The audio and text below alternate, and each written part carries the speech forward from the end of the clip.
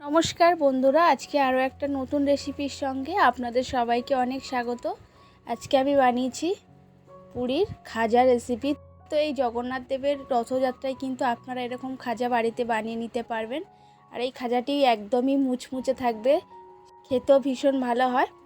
তো পুরো ভিডিওটি প্রথম থেকে শেষ পর্যন্ত দেখার জন্য আপনাদের কাছে আমার অনুরোধ রইল। তো চলুন আজকের ভিডিওটি শুরু করি।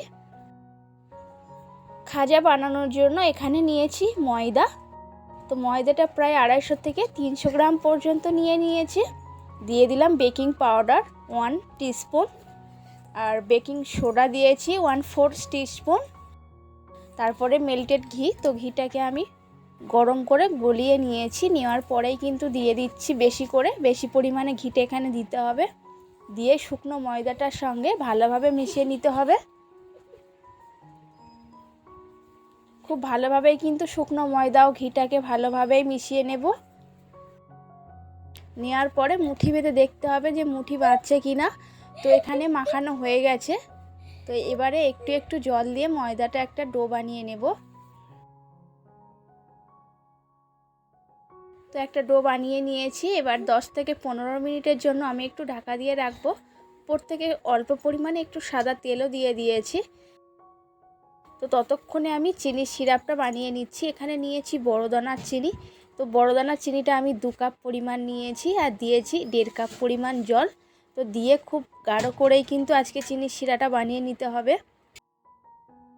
দিয়ে দিলাম 2 থেকে 3টে এলাচটা থেঁতো করে দিয়েছি ফুড কালার।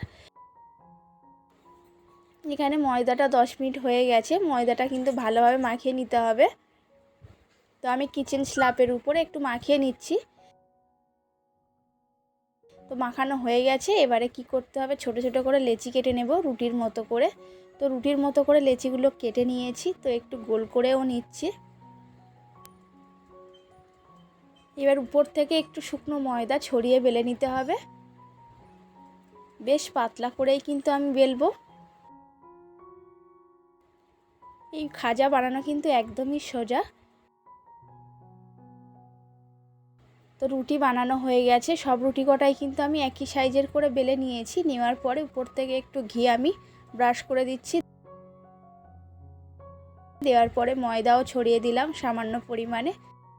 ঠিক একই রকমভাবে একটার উপরে আরও একটা রুটি আমি চাপিয়ে দেব। দেওয়ার পরে ব্রাশ করে দেব একটু করে ঘি। আর এখানে ভাজার জন্য তেল বসিয়ে দিয়েছি, সাদা তেল। তো সব রুটিগুলোকেই কিন্তু সমান করে বসিয়ে দেওয়ার পরে এরকমভাবে রোলের মতো করে ঘুরিয়ে নিতে হবে হাত দিয়ে। এবারে সামনের যে অসমান পার্টটা আছে সেটা কেটে বাদ দিয়ে দিলাম। দেওয়ার পরে আপনারা যে যেমন খাজা বানাবেন তেমন সাইজের করে কিন্তু এখানে কেটে নিতে হবে। তো এক সাইজের করে আমি বেশ মিডিয়ামের মতো করে কেটে নিচ্ছি।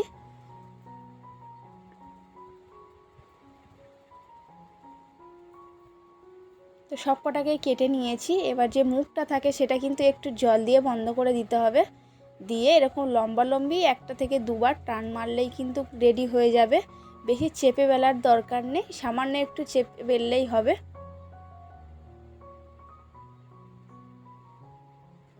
সব কটাই বেলে নিয়েছি। নেওয়ার পরে তেলের মধ্যে ছেড়ে দিচ্ছি।